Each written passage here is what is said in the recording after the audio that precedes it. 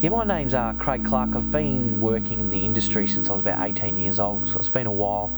Kind of stumbled onto it by mistake one day when I was at a pub, and some of my friends dared me to get up and have a sing, and I got up there and belted some tunes out, and from then on, it's just what I wanted to do.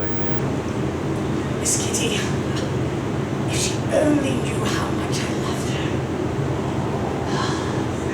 From that very first moment I met her back in the late 70s, she was auditioning for my quartet, the Klaxton's Quartet. So since then, I started off doing a Meatloaf tribute around Perth, which was vocally is very difficult, but enjoyed it. And then from there, I had an opportunity to start in a Blues Brothers tribute show, which has been economically very, very good, and dancing and stuff like that, and performing at very prestigious events. And then I'm also working on my own show at the moment, Musical Mimicry, which is pretty much where I take you through the years of music from the 50s all the way up to now, and I imitate the artists.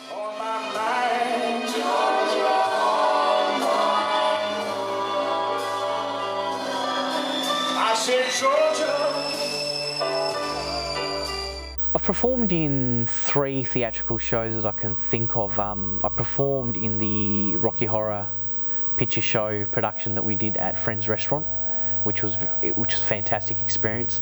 I also got a chance to perform in the Fringe Festival in 2014 with some very good friends, Bray and Mel.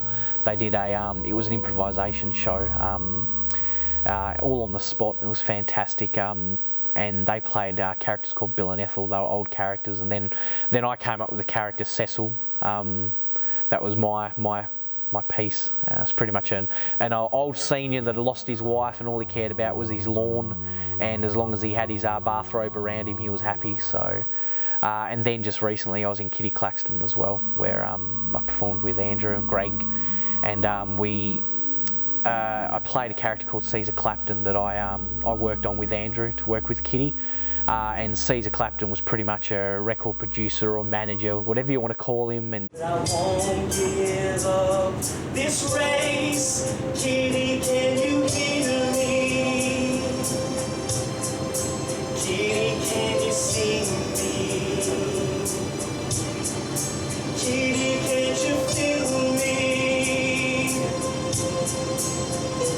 I'll do anything for you.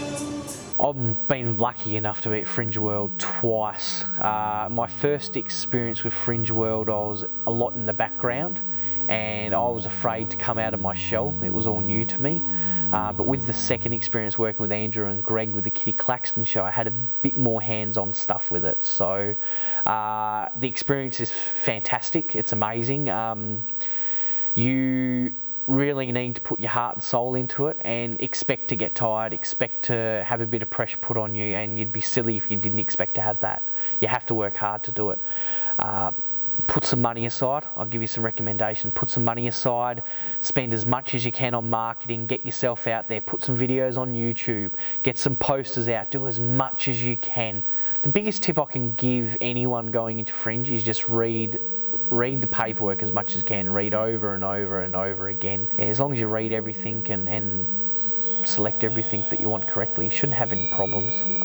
After all, it is your show, but you just got to try and get Fringe on your side.